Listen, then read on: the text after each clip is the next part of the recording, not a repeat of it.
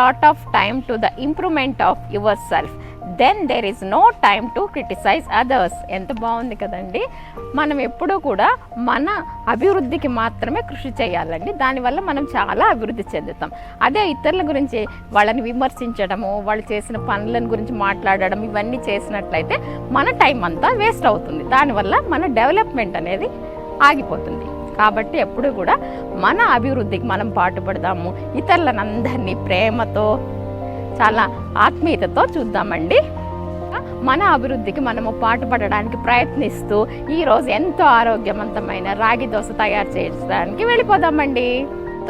రాగి దోశ తయారు చేయడానికి కావాల్సిన పదార్థాలండి.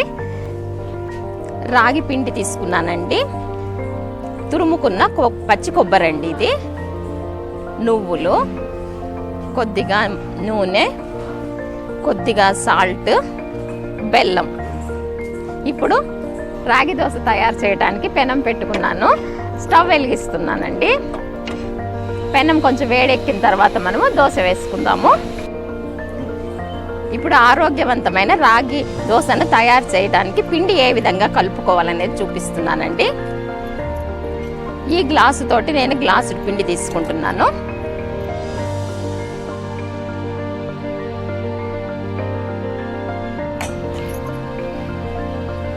ఒక కప్పు కొబ్బరి ఇందులో వేస్తున్నానండి.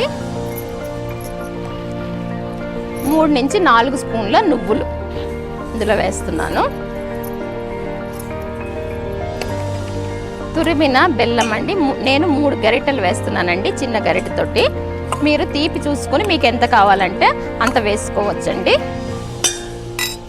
దీన్ని ఈ విధంగా మనము ఇప్పుడు నీళ్లు పోసుకొని దోశ పిండిలాగా మిక్స్ చేసుకోవాలండి.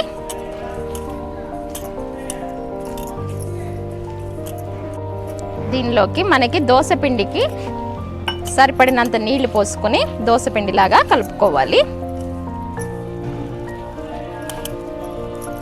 బెల్లం అంతా కూడా కరిగిపోయేలాగా చూసుకోవాలండి.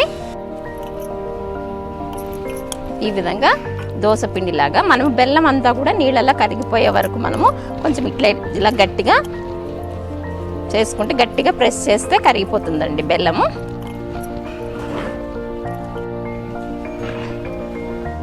ఈ రాగి దోశ తయారు చేయడానికి నేను ఇందులో బెల్లము, కొబ్బరి, నువ్వులు అన్నీ కూడా కొంచెం తీయటి పదార్థాలను వేసి తయారు చేశానండి.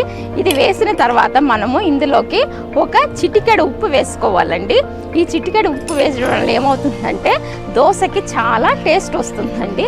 దీనినే మా నాన్నమ్మ గారు సరదాగా ఏం చెప్పేవారంటే, ఈ తీపి పదార్థాల్లో తీపి అంతా వేసిన తర్వాత ఉప్పు అడుగుతుందంటండి. అన్నేసి చూడు, నన్నేసి చూడు అని. అంటే ఇవన్నీ వేసిన తర్వాత వచ్చిన టేస్ట్ కంటే కూడా ఉప్పు వేసిన తర్వాత వచ్చే టేస్ట్ చాలా బాగుంటుంది. ఎంత బాగా చెప్పారో కదా మా నాన్నమ్మ గారు. ఇప్పుడు దోశ తయారు చేసేద్దామండి. పెనం వేడెక్కిందండి, దీని మీద నేను దోశ వేస్తున్నాను.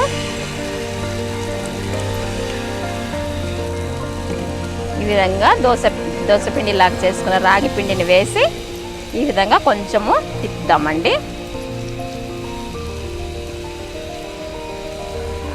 ఈ మాత్రం మందంగా సరిపోతుంది.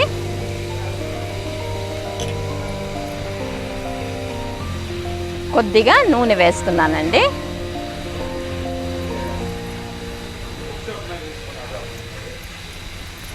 ఇందులో మనం వేసిన పదార్థాలన్నీ కూడానండి, ఇందులో ఐరన్, కాల్షియము అవన్నీ కూడా చాలా ఎక్కువగా ఉంటాయి. రోజుకి మనం ఒక దోశ తిన్నా కూడా సరిపోతుందండి. మనకు కావాల్సిన ఐరన్, కాల్షియం అన్నీ కూడా దీనిలోనే లభిస్తాయి. వేగుతున్నప్పుడు ఈ విధంగా మనం కొద్దిగా తీయడానికి ట్రై చేద్దామండి. దీనిని ఒకసారి వెనకకి తిప్పుదాము. చూసారా ఎంత బాగా వచ్చిందో చూసారా. రాగి దోశ ఎంతో ఆరోగ్యవంతమైన ఐరన్, కాల్షియము చాలా ఎక్కువగా ఉన్నటువంటి ఈ రాగి దోశ ఒక సైడ్ బాగా వేగిపోయిందండి. ఇంకొక సైడ్ కొద్దిగా వేయించిన తర్వాత దీనిని ప్లేట్లోకి తీసుకుందాం.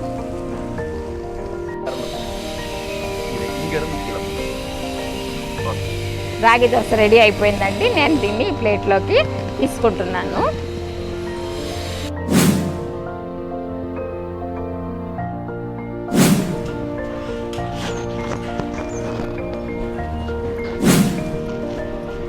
ఎంతో రుచికరమైన iron calcium rich dosa ready అయిపోయిందండి. మీరు కూడా తయారు చేయండి, రుచి చూడండి, లైక్ చేయండి, షేర్ చేయండి, సబ్స్క్రైబ్ చేయండి, కామెంట్ చేయండి. Thank you.